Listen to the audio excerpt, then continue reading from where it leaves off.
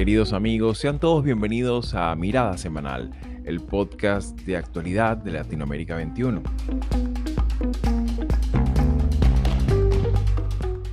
Como todos los domingos, analizaremos las principales noticias de la semana con el respaldo intelectual de Marisabel Puertarriera y Manuel Alcántara Sáez.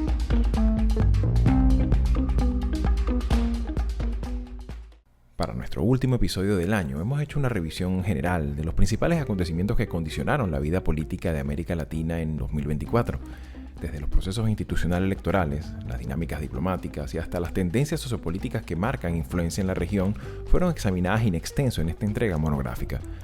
Más allá de la habitual mirada de un mapa pendular entre nuevas derechas y viejas izquierdas, quisimos destacar las razones de la sostenida inestabilidad política, la poca articulación intrarregional, la polarización y la erosión de la calidad democrática a lo largo y ancho del hemisferio. Más allá de continuidades, alternancias y los habituales extremismos en la oferta electoral, el debilitamiento democrático se mantiene. El descrédito de la clase política, la consolidación de liderazgos amenazantes al pluralismo, entre otros factores, han supuesto un considerable deterioro en la vida pública de nuestras sociedades. En este sentido, cabría preguntarnos qué tendencias políticas podríamos asignarle a América Latina en 2024, qué elementos geopolíticos condicionan estas tendencias y, sobre todo, qué aspectos hay que prestar atención para el 2025. Soy Xavier Rodríguez Franco, les hablo desde Gatlinburg, Tennessee, y hoy es domingo 29 de diciembre de 2024. Y bien amigos, sean todos una vez más bienvenidos a Mirada Semanal, y bueno, este sería vendría siendo el último episodio por este año. Ya el 2025 está a la vuelta de la esquina y bueno, ciertamente como es ya costumbre, pues y lo hemos hecho en el año 2023, quisimos destinar este episodio de forma casi que exclusiva a evaluar un poco cómo ha sido el año, este 2024, en América Latina principalmente, pero también en el mundo, ¿no? Pues ciertamente han habido un montón de circunstancias que han ocurrido a nivel global que ciertamente para mal o para bien, han influenciado la dinámica política, social, migratoria, sobre todo, y económica de nuestra región. Y en ese sentido, pues, y ya para abrir un poco, como dicen en España, abrir el melón, ¿no? O sea, ha sido un año donde ciertamente hay que destacar aspectos importantes en lo institucional, en democracias consolidándose aún más en aspectos que tienen que ver con el aspecto formal de elecciones, elecciones muy importantes, elecciones que han significado un impacto importante en el pulso político de la región, como el caso de México, por ejemplo. Sin embargo, pues me gustaría un poco tu apreciación de conjunto en general, con esa visión también de balance comparado, ¿no? Con otros años y con las tendencias muchas veces catastrofistas con las que uno a veces se encuentra, ¿no? Con estos informes. ¿Y cómo miras tú, ya a esta altura del 2024, Manolo, este año para la región y la política latinoamericana de nuestro tiempo? Bueno, Xavi, como bien dices, el panorama es muy complejo y a veces es complicado decir tener un término, ¿no? para definir todo un año y una región que, como siempre decimos en nuestro programa, es una región muy compleja, ¿no? Tú me has oído que desde hacía más o menos 5 años he venido hablando de este término de democracia fatigada y me he llevado una grata sorpresa porque el último informe de Latinobarómetro muestra un perfil un poquito más optimista, porque los datos de Latinobarómetro del ejercicio del año 24, del año 2024, cuando se comparan con los datos del año 2023, pues uno ve que se ha producido un ligero incremento en el nivel, diríamos, de la media regional de aquellos que prefieren la democracia como cualquier otra forma de gobierno y también de aquellos que están satisfechos con la democracia, ¿no? Entonces yo creo que la región tuvo su peor momento en estos dos indicadores en el año 2018, que creo que es cuando yo empecé precisamente a hablar de esa democracia fatigada. Y hoy Latinobarómetro, ya digo, repito, en el informe del 2024 señala que por fin los que prefieren la democracia a cualquier otra forma de gobierno han vuelto, por muy poquito, pero han vuelto a superar el 50% y los que están satisfechos con la democracia ya es un tercio de la población, cuando habíamos llegado a valores por debajo del 20%. Bueno, comienzo por aquí porque creo que es la noticia más positiva, ¿no? La otra cuestión es que cuando hablamos de América Latina, tenemos que hablar de América Latina en el contexto mundial y creo que el contexto mundial, bueno, arroja también complejidades que van a afectar a la región. Eh, Me parece que la más evidente, la más obvia, es la elección de Estados Unidos, ¿no? El hecho de que Donald Trump vuelva a la presidencia de Estados Unidos, que además vuelva rodeado de un equipo de gente bastante mediocre, bastante lamentable, por un lado, y por otro lado que regrese rodeado de los grandes supermillonarios, ¿no?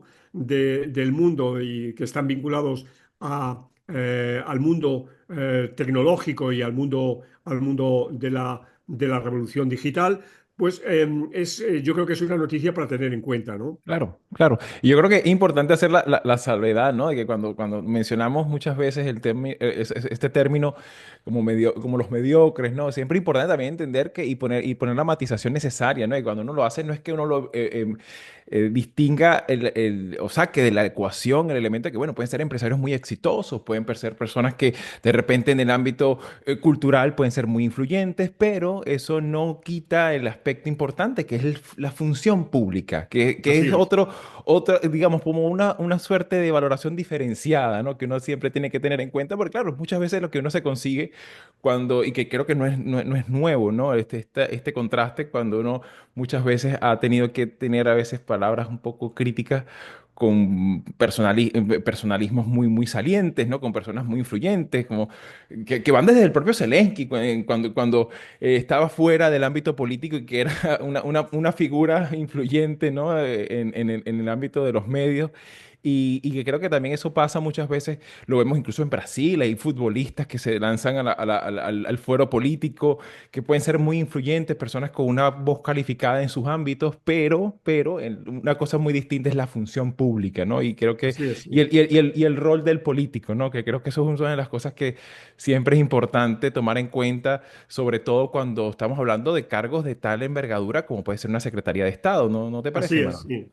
Así es. Y por eso yo creo que con gran acierto el semanario The Economist ha dicho que la palabra del año era caquistocracia, que ya la hemos citado en alguna ocasión y también es la base del artículo que publicó en Latinoamérica 21 el domingo pasado, ¿no? Caquistocracia viene del término griego kakistos, que es los peores, los mediocres, los menos preparados, ¿no? Entonces es el poder de los mediocres, ¿no? Y The Economist, ya digo, o sea, por supuesto, un semanario que creo que tiene una gran reputación y que no se le puede considerar ni como un izquierdista, ni un medio izquierdista, y tampoco un medio evidentemente ultraconservador, o sea, creo que es un medio bastante ponderado. Bueno, ellos sobre todo la toman este término no solo, pero fundamentalmente pensando en lo que está pasando en Estados Unidos, ¿no? Desde la cabeza, ¿no? Como tú acabas de señalar, a los nombramientos que se están dando en los niveles inmediatamente siguientes del gobierno, ¿no? En las secretarías, en lo que serían los ministerios, en las agencias y demás, ¿no? Pero repito, esto no es solo de Estados Unidos, lo vemos en Europa y lo vemos evidentemente en América Latina, ¿no? Claro, claro, es un síntoma sociocultural de nuestro tiempo, ¿no? Y sobre todo también donde hay que evaluar un poco, no tan solo, como bien decías, pues que venimos de esa tradición de democracias agotadas, de democracias que también conocieron sus límites de función pública, sobre todo después de la pandemia. Bueno, ciertamente hay también un hartazgo, un descrédito a la clase política, hay un montón de otros elementos allí que juegan, ¿no? Y que obviamente está también ese elemento de esta crisis también de los valores sobre los cuales nuestras sociedades se fijan a la hora de valorar, ¿no? A la hora de evaluar los tipos de liderazgo, ¿no? Y creo que también incluso lo vemos hasta en las propias redes sociales, como incluso hasta personas que no tienen el más mínimo rigor científico, pues pueden, y simplemente por tener una buena, mucho carisma o tener mucha capacidad de influencia o incluso hasta belleza física, ¿no? Pueden constituirse en influencers y traer consigo una cantidad de ideas de contrabando que pueden ser incluso erosivas, ¿no? Al propio tejido social y sobre todo a los valores que giran alrededor de los asuntos públicos, ¿no? Y creo que esto también es un elemento interesante en este concepto, ¿no? Pero me gustaría también un poco examinando también este aspecto que evidentemente, pues como politólogos siempre tenemos que fijarnos, ¿no? Sobre todo la dinámica institucional y sobre todo la dinámica electoral. ¿Cómo miras este 2024 también desde la perspectiva electoral? Vimos elecciones muy interesantes, otras no tanto como el caso venezolano, ¿no? La tragedia de pre y postelectoral Sí. venezolana, pero también vimos elecciones muy interesantes como la de Panamá, como la de México, que recién comentaba, entre otras. ¿Cómo miras tú la salud democrática en este aspecto institucional tan importante como son las elecciones? Bueno, si recuerdas, el año pasado, la característica que decíamos era que todos los gobiernos repetían, ¿no? No, perdón, decíamos, no, todos los gobiernos se alternan, ¿no? Y eso había sido una clara tendencia en el año 21, 22 y 23. Y fíjate que este escenario, este año ha cambiado. No digo que radicalmente, pero ha cambiado de alguna manera, porque se mantiene en el poder en Morena en México, ¿no? México es el partido, perdón, el país más importante de la región donde se han celebrado elecciones y si bien ha cambiado lógicamente porque en México está prohibida la reelección, pero el partido en el poder se mantiene.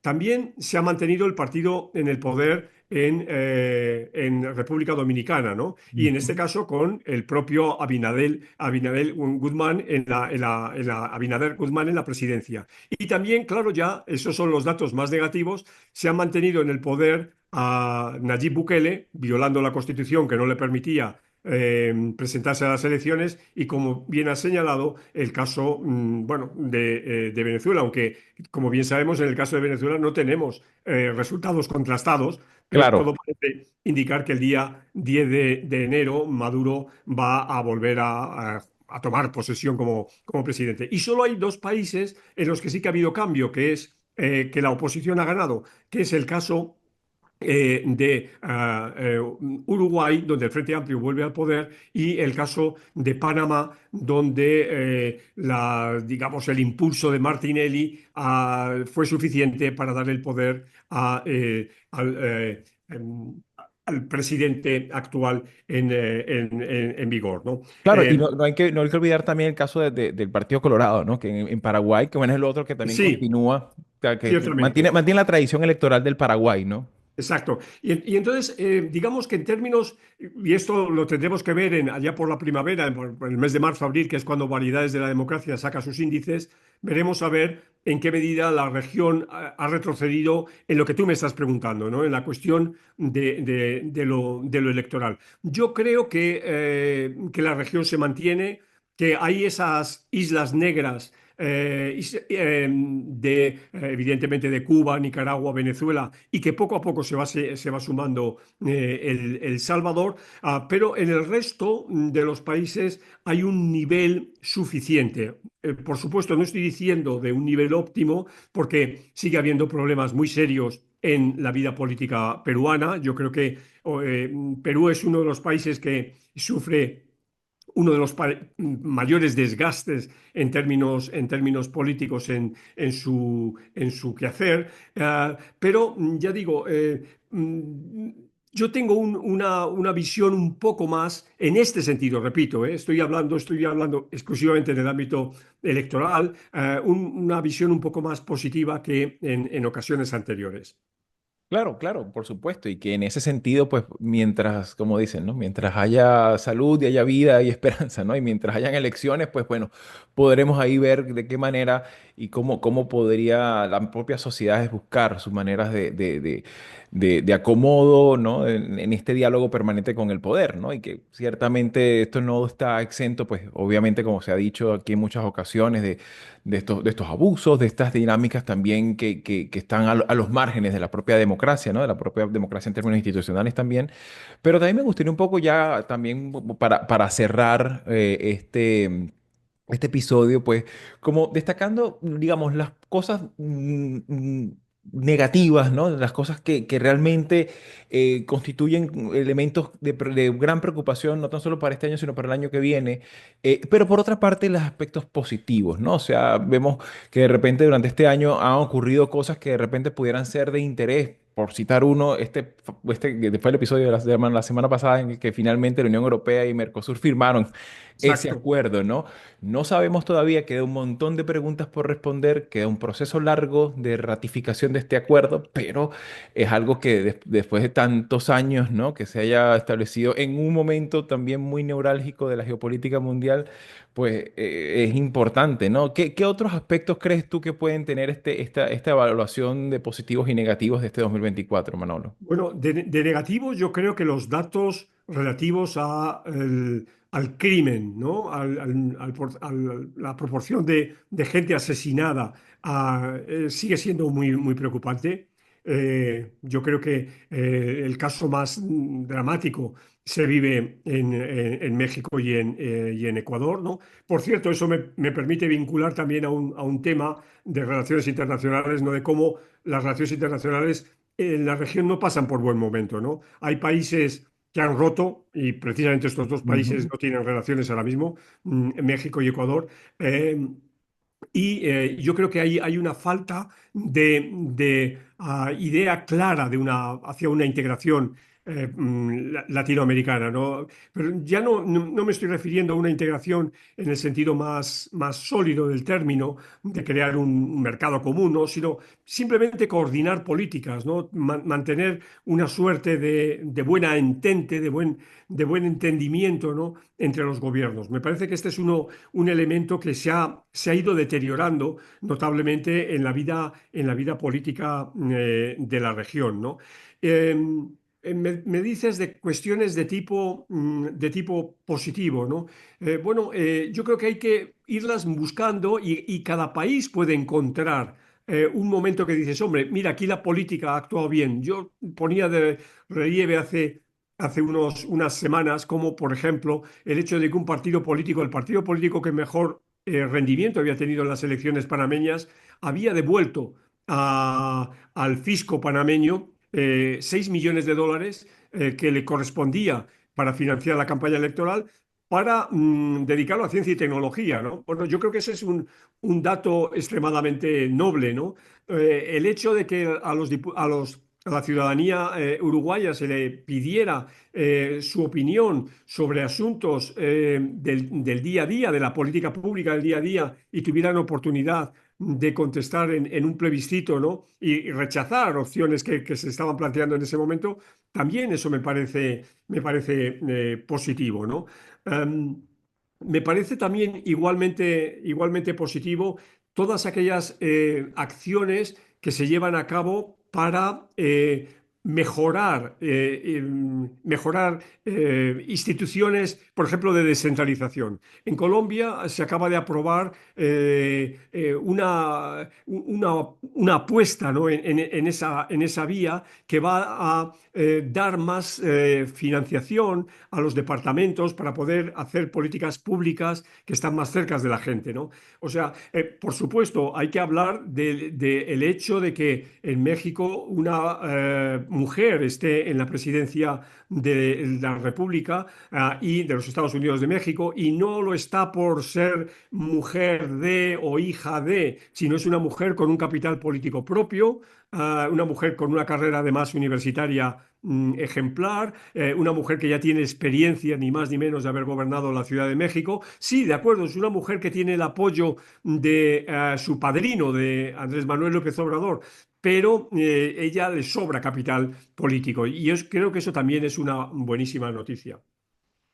Claro, y creo que también es importante, pues, eso en ese tipo de evaluaciones, ¿no? De siempre tener como esa capacidad de destacar las buenas prácticas, ¿no? Y creo que en este sentido también es importante destacar, bueno, precisamente también el rol que ha jugado la sociedad civil venezolana de hacer del reclamo por condiciones electorales un fenómeno global, ¿no? O sea, creo que también dentro de la parte dramática de esta diáspora forzada, de ya más de 8 millones de personas, pues que hayamos podido tener la capacidad de llevar nuestra voz a distintas latitudes, incluso latitudes insospechadas, ¿no? Como países bálticos, por ejemplo, ¿no?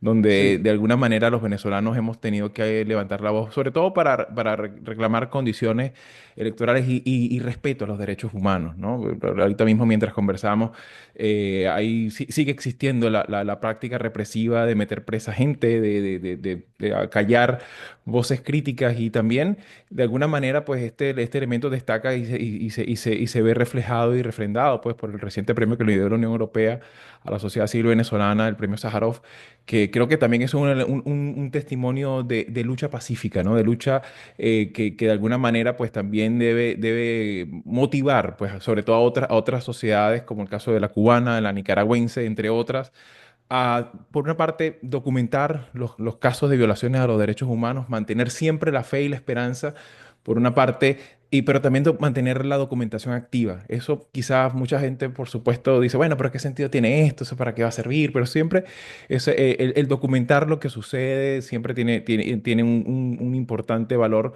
a efectos de la jurisprudencia del derecho internacional, pero también es allí donde también es importante el valor de la libertad de prensa y de los medios de comunicación, ¿no? Y en ese así es. sentido creo que Así el caso venezolano y lo que de alguna manera se ha vivido, pues de forma orgánica, de forma casi que descentralizada y sin ningún liderazgo mesiánico detrás, pues creo que eso es un elemento que también es importante destacarlo para este 2024. Así que bueno, Manolo, de verdad, muchísimas gracias por haber estado todas las semanas también con nuestra audiencia, quien también, por supuesto, le agradecemos. El día de hoy, lamentablemente, no pudimos contar con el apoyo de Marisabel, pero bueno, también yo creo que el primer episodio del 2025, que va a ser muy pronto, creo yo que, bueno, vamos a empezar allá a hablar de tendencias, ¿no? De cuáles podrían ser las perspectivas que podríamos ver en lo político, en lo económico, en lo social y así ya, bueno, y evidentemente en lo demográfico, ¿no? Considerando este tema de la migración como algo tan que ha sido prácticamente ha estado un programa así y el otro también, ¿no? Así que, no sí. sé, me gustaría tu palabra de cierre y sobre todo también de agradecimiento a nuestra audiencia este año 2024. Sí, claro, exactamente. Sobre todo